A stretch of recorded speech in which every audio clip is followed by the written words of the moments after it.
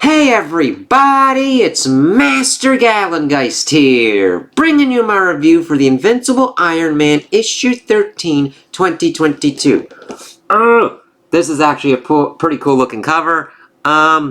This doesn't happen really yet, but I mean, they do go into space, so that's pretty cool. So, like, I would like to see them, like, duking shit out like this, but we'll see what kind of goes on. I really like Emma's kind of armor, but I love the no armor there look on Tony. So, this actually I really kind of like because we get into some interesting kind of scenarios. We've got a character that I am not really that familiar with popping up, so it's kind of cool to see his kind of dynamic working in here. And the art, I feel, was a lot better with me on this one throughout this. Though granted, that character that pops up, which we'll see, I'm not sure how well they're done because I haven't really seen much in how they're kind of presented in other kind of comics because I'm not really that well versed with them. So let's get into this. So I actually see that they're detailing more of their plan and that they actually have to leave Earth, so they decide to utilize some scrolls to kind of do that. Let's see. That they've got their fake romantic getaway. All that beautiful Mysterium metal I need is up in space and we need a ride, so I called a favor. Then, of course, Emma's like, when our absence be noticed. And then, of course, we've got Tony Stark, I'm Vachun, and this is my servant, Nadak. We are Ronin, and we serve only the coin. So they get and change into them, which is done pretty well. I like how they look just dead on, except for the ears. Then he pretty much gives them, like, we'll pay you. Keep the home fires burning, be boring, and whatever you do, don't draw any attention to yourselves. Let's see. Saying that Emma can be whoever she wants to. She could be anyone else, but why would she when she's already a visage of beauty perfected? Emma, allow me to introduce to one of my old Avengers teammates, Star Fox. I'm like, okay, I like the red and white kind of ensemble he's got right there.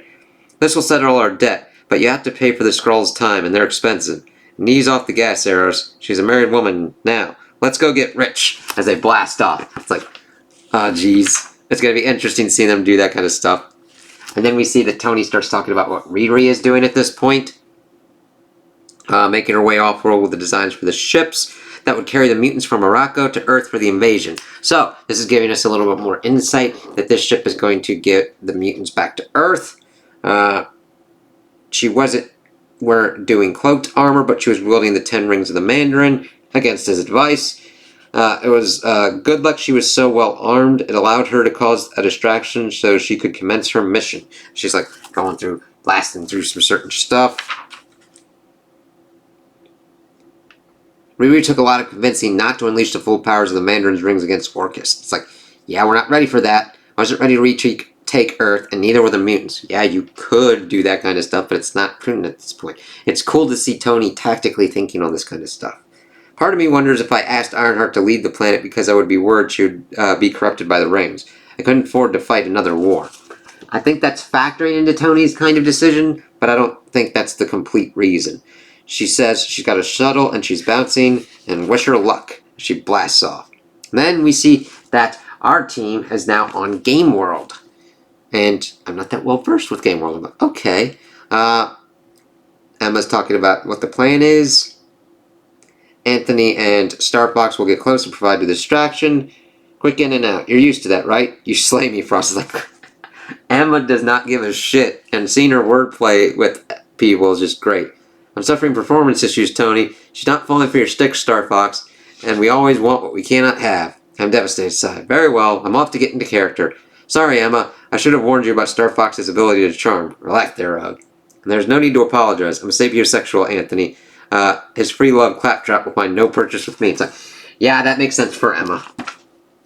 So, Tony suits up.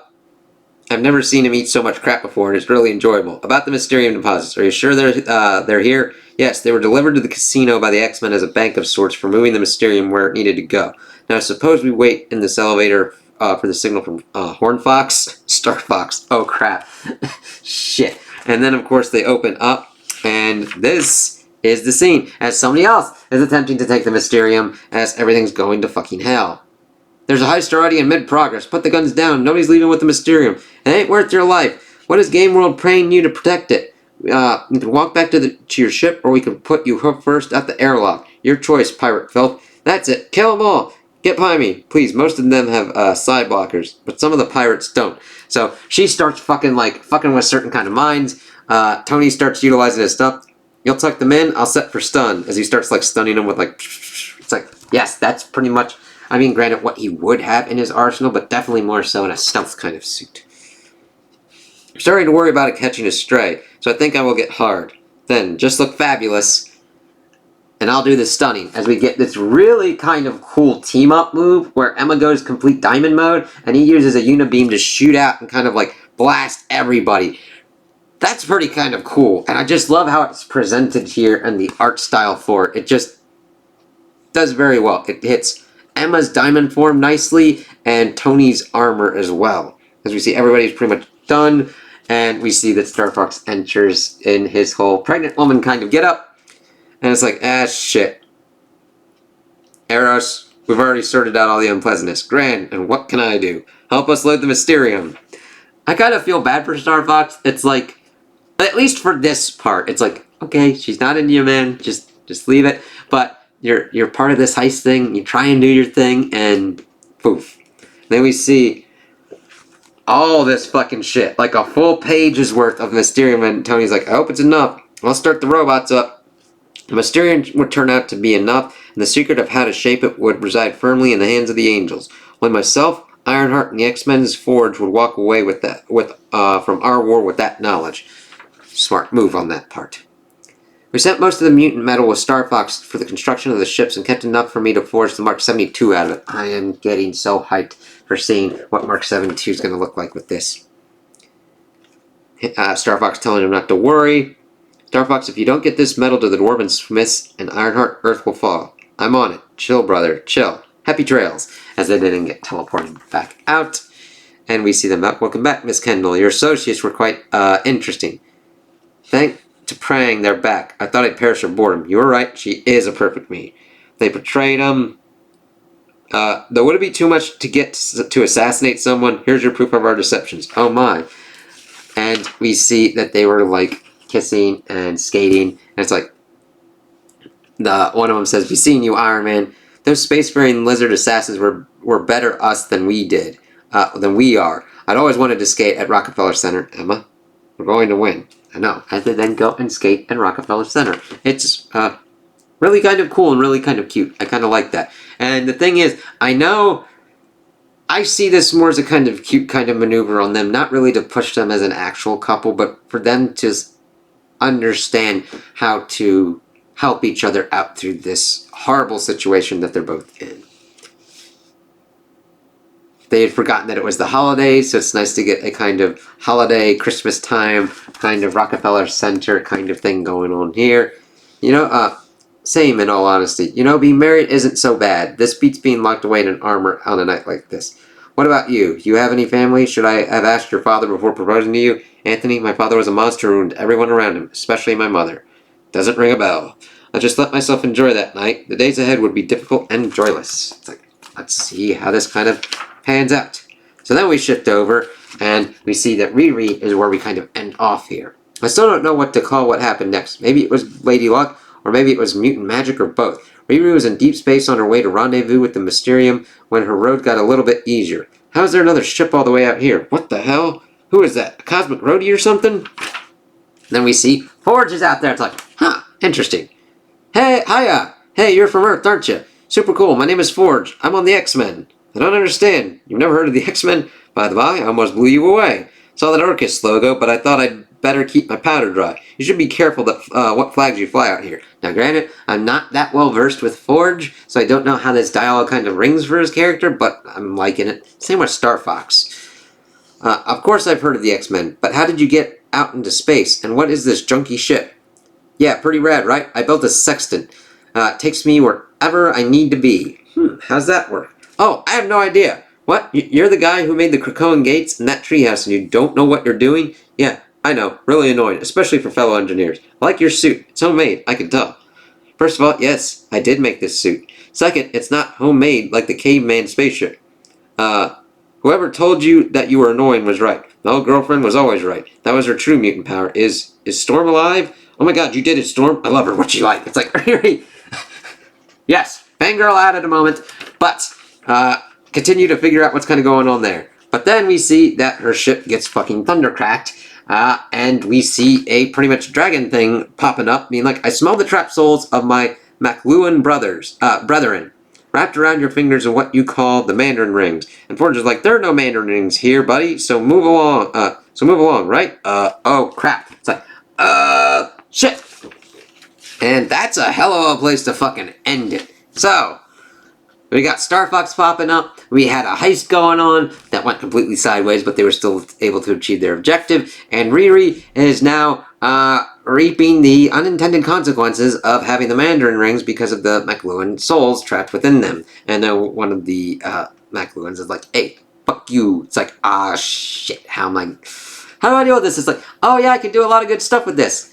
Yes, and make sure you understand what's kind of going on with him. So, definitely a lot of, there are consequences, Riri, and sometimes completely unintended ones that come out of left field where a dragon completely crushes your ship, and you now hopefully have to bum the ride off of the space junk that you've been pretty much negging over there. It's completely nuts. I'm like, oh my god. So I love the interplay that we are getting between Riri and Forge, Star Fox and Emma and Tony, and the completely crazy kind of situation that we'd seen, and that they were smart and got Skrull agents, free agents, Ronin, to portray them as they went off into space so that nobody was none the wiser. I like how tactically Tony and Emma are taking this situation and how they are planning things out and plotting things out pretty well in order to achieve their objectives. We'll have to see how that works out, and I can't wait to see the Mark 72 at some point. Granted, it is going a little bit long, but that's going to be a giant big reveal. That's part of the reason you read an Iron Man book, to see what armor he pops up with and brings out, and I'm alright with that taking longer. Now granted, not too long, mind you, like if I've got to wait like 3 years for that, that would be completely and utterly drawn out too long. I don't think it's going to be too much longer. Let's see. Tony Stark needs more than an armor to defeat Orchis. He needs an army. Can Ironheart build one in time? Who will answer the call? So, I think we're going to be getting there, as that is explaining what's going to be happening on in the next issue. So, I'm just looking forward. I'm enjoying seeing the situations, the completely crazy characters, the great artwork in this one, and seeing the kind of weird shit in Game World, and all the different kind of aliens, and then, of course, the McLuhan dragon space thingy. I can't wait to see how that kind of pans out. Fucking Riri's gonna be riding a dragon in a battle, if she can work that right. I mean, granted, dragons aren't always a complete bad sign if you're able to work the situation in your favor. It is only if you can do that. So, I can't wait to see where this stuff goes next. So those are my opinions on the issue. Tell me what you guys think in the comments below. If you liked it, if you didn't like it, if you agree with me, if you disagree with me. Also like and subscribe, and I hope you have a good day.